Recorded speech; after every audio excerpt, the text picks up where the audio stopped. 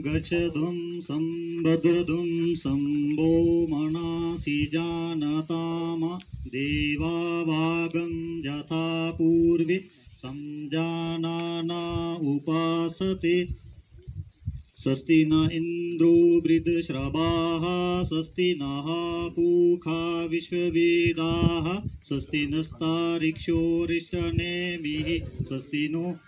बृहस्पति अर्धधातु भद्रं कर्णेभिः शृणुयाम देवा भद्रं पश्येमाक्षभिर्जत्राः स्थिरैरङ्गे सुष्ठुवगुं सस्तनूभिर्दशेमहि देवा हितं जदायुः।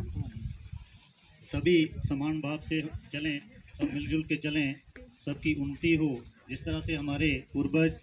पूर्व जन्म में मिलजुल के अच्छे कामों के लिए आगे बढ़ते थे, उसी परंपरा को हम बहाल करें और सबका कल्याण हो। ऐसी हमारी संस्कृति है। आज माँ की इस धरती के सपूत और 20वीं सदी के महानायक अनंतनाग में जन्मे 21 मार्च 1927 में, जो आज से 95 साल पहले, और जिनकी विदाई इस दुनिया से जम्मू में 30 फरवरी 2019 यानी 92 साल की उम्र में, उनका आज यहाँ पे जन्मदिन पे याद किया जाना और उनकी मूर्ति की जहाँ पे स्थापना करना पांगन देवता देवस्थान डेवलपमेंट की कमेटी की कोशिशों और पूरे इलाका जात भमाग, मोंगरी, पंचारी, उधमपुर, रियासी 2 डिस्ट्रिक्ट के साथ जम्मू तक के लोगों का जो उसमें साथ सहयोग और उनके किरदार को जहाँ पे जिक्र करके आगे चलने की जो प्रेरणा, ये हमारे लिए यकीनन एक खुशी का मुकाम रहेगा। उनकी जो जिंदगी के सारे किस्से बहुत सारे जहाँ पे हमारे साथी जिक्र करेंगे और कुछ हुआ भी। मेरे एंड पे जो हम महसूस करते हैं सुन के, जो उनका 1975 के बाद का जीवन वो बहुत सारा लोगों ने सामने देखा हुआ है और उसको परखा और आजमाया हुआ है। कुछ बचपन की जो उनकी पहचान है, उनके जो कहानियाँ, और जिसकी वजह से उनको शुरू से ही एक लीडर माना जाता है, उसके ऊपर एक दो हवाले से मैं अगर जिक्र करूं, जिसका जिक्र करना इसलिए भी ज़रूरी रहेगा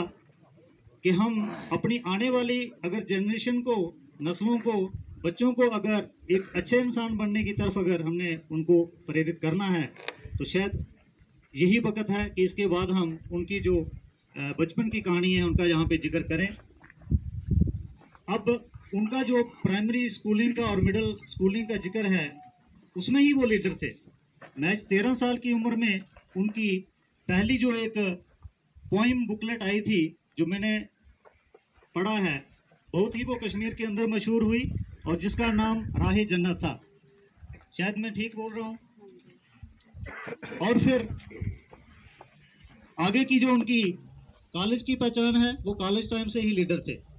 एक स्ट्रांग ओरेटर के पहचान से उनको जाना जाता था। हालांकि इस बात का हमारे समाज में इतना मालूम नहीं कि वो कितने अच्छे प्रवक्ता थे। मैं बात इशारे में इसलिए कर रहा हूं कि जो बात करने काबिल थी,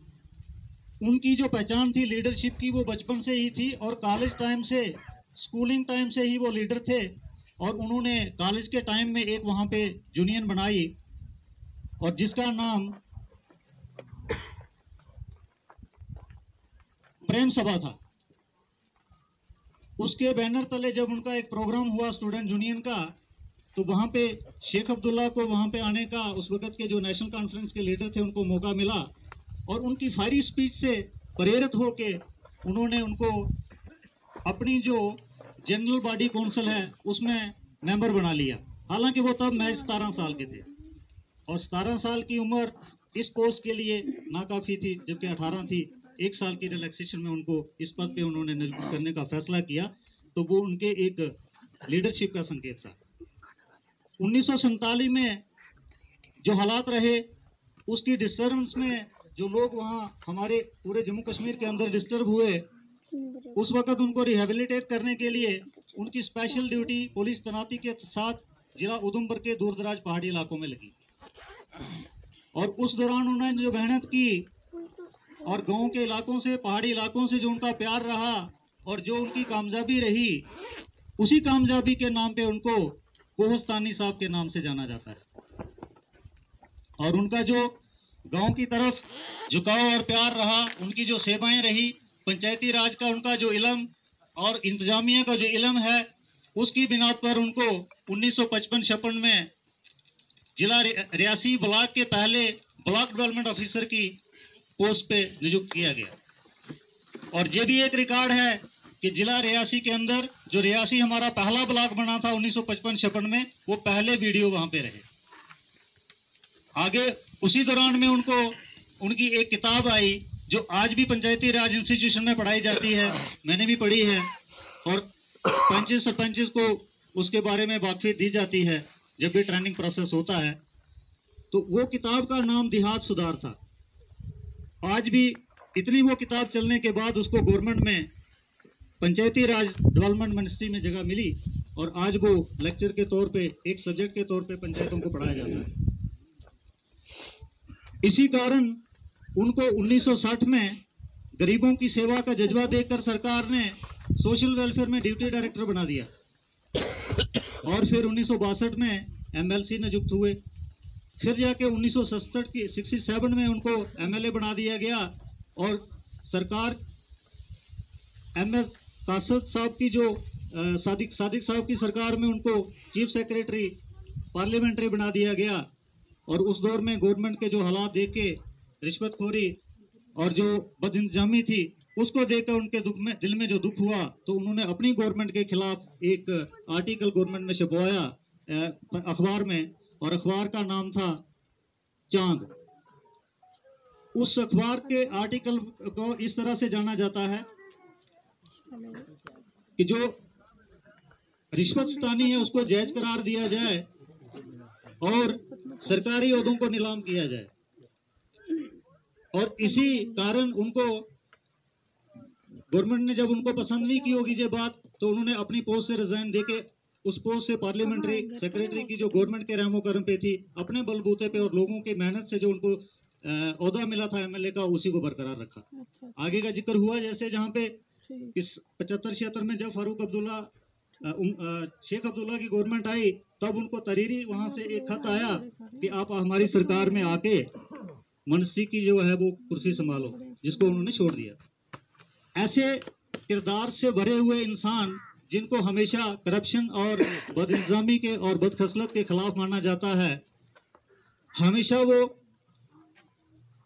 रिश्वतखोरी के और बुराइयों के खिलाफ रहे,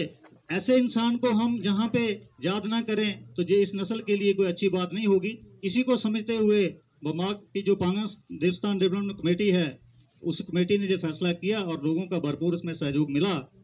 ऐसे महान व्यक्ति स्वर्गीय और उस वक़्त के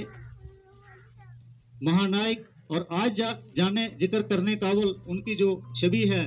उसको लेके आज पूरा परिवार उनका जहाँ पे बैठा है और इस परिवार से भी हम बहुत ज़्यादा मुतासर हैं। हम उनसे एक उम्मीदें लगाते हैं कि हमेशा अच्छे कामों को आगे ले जाने के लिए अगर संस्था कोई काम करती है तो उनका हमेशा आशीर्वाद मिलता रहेगा। और फिर उनके परिवार के और ज़्यादा किरदार, जैसे उनकी माताश्री, उनके छोटे भाई चीफ इंजीनियर रिटायर और उनकी फैमिली आज हमारे सामने है। उनकी कारकर्दगी तो किसी से छुपी नहीं है, तो इनको हमेशा याद किया जाएगा। और फिर हम अगर उनको किसी पार्टी विशेष से जोड़ के जाने तो मेरे ख्याल से ये भी इंसाफ नहीं होगा कि जो इनके किस्से हैं वो किस पार्टी के महसूस होते हैं। वो पब्लिक के हैं, इंसाफ के हैं, ईमानदारी के हैं और इंसानियत के साथी थे, पक्षधर थे। ऐसे मौके पे उनको याद करना जहाँ एक तरफ जरूरी रहेगा, उनके चाहने वाले और उनसे जो प्रेरित होके उनके मार्गदर्शन में जिन्होंने काम किया, बहुत सारी हमारे पास लाइन रहेगी। हमारा जो जहाँ पे काबिले इज्जत मंच है, जिस पे बैठे हुए हमारे जहाँ के एक्स मिनिस्टर जुगल किशोर जी हैं, इनका भी उनके राह पे चलते हुए, नक्शे कदम पे चलते हुए जो सहयोग योगदान जहाँ पे रहा है, शिरकत रही है, उनको भी हमेशा याद किया जाएगा। और पूरे बमाक के अंदर हमारी जो लीडरशिप जहाँ पे बैठी हुई है, बाहर से भी लोग जो लीडरशिप लेके जहाँ पे आए और उनको कामयाब किया और आज भी ओहदों पे फायज हैं, मैं उम्मीद रखूँगा कि उनका जो काम काज है उनकी भी हमें तो कोशिश मतलब उनके पास करके और हमें जो मिला है उसकी हमें कदर करनी होगी और सबकी हम इज़्ज़त करते हैं, क्योंकि हमारा इस मंच का और इस कमेटी का मकसद ही यही है। उनका जितना भी योगदान जहाँ पे रहा और रहेगा, और चाहे वो पॉलिटिकल किसी ओहदे पे हों, गवर्नमेंट के किसी एहलकार की बात हो, पंचायतों के अंदर या गांव के अंदर किसी समिति के हेड हों या और कोई इलेक्टेड बॉडी से कोई मोजिज लोग हों, उनकी हमें कदर करनी है और हमेशा करते हैं, क्योंकि बमा के योगदान में सबका उनके मार्गदर्शन में यहाँ पे सहयोग रहा है। ऐसे ही मौके पे हम आगे, बात मुझे लगता है मेरी लंबी हो गई है, मैं माफ़ी चाहूँगा,